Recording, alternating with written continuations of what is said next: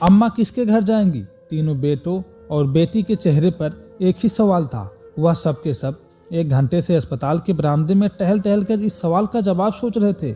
मेरा ख्याल है राजेश भैया सबसे बड़े हैं, इसीलिए उनका कर्तव्य है कि वह अम्मा को अपने घर ले जाए। छोटी बहन नीलिमा ने भाई को देखते हुए कहा।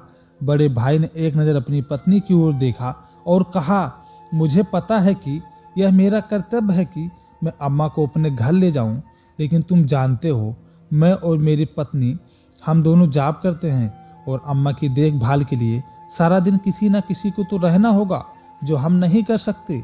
लेकिन बहना, तुम तो सारा दिन अपने घर में ही रहती हो ना।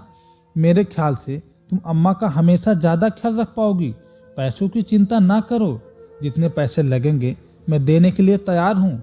भाई राजेश ने पैसों पर जोर देते हुए नीलिमा से कहा, भैया मेरी तो बड़ी ख्वाहिश है कि मैं अम्मा का खूब ख्याल रखूं, उनकी सेवा करूं, लेकिन आप मेरे ससुराल वालों को तो जानते हो ना, मुझसे यह सब बर्दाश्त नहीं होगा कि कोई मेरे भाइयों को बुरा भला कहे।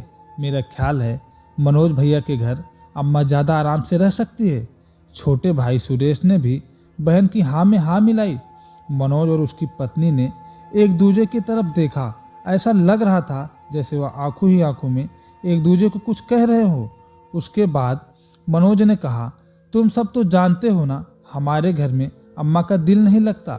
वह तो हमारे घर 2 दिन से ज़्यादा रहती भी नहीं थी, तो क्या होगा? अम्मा को कौन अपने घर रखेगा? नीलिमा ने अपने छोटे भाई सुरेश की ओर देखते हुए कहा, अरे तुम सब मुझे तो देखो ही नहीं, मेरा तो घर भी बहुत छोटा है और वेतन भी बहुत कम है। मेरी तो मजबूरी है, मैं अम्मा को अपने साथ नहीं रख सकता। सुरेश ने अपने हाथ खड़े कर दिए। तो फिर अम्मा किसके घर जाएंगी? सभी लोग इसी सोच में गुम थे कि आप सब वार्ड नंबर 2 की पेशेंट हैं, रिश्तेदार हैं। नर्स ने बाहर आते हुए पूछा। सब घबरा कर उठे। जी जी हाँ, हम ही हैं, आपको डॉक्टर वार्ड में बुला रहे हैं। वे सब दौड़ते हुए वार्ड में गए।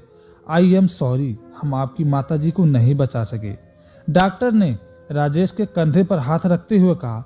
सबके चेहरे पर उदासी तो थी, लेकिन शायद दिल के किसी कोने में खुशी भी थी कि अब उन्हें अपनी माँ की सेवा नहीं करनी पड़ेगी और ना ही माँ को किसी के घर जाना पड़ेगा।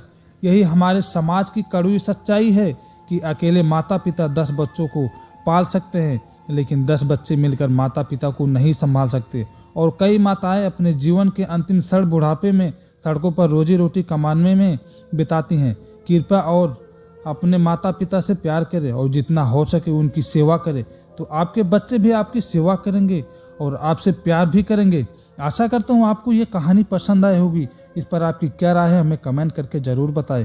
कहानी पसंद आई हो तो लाइक, सब्सक्राइब और शेयर ज़रूर करें।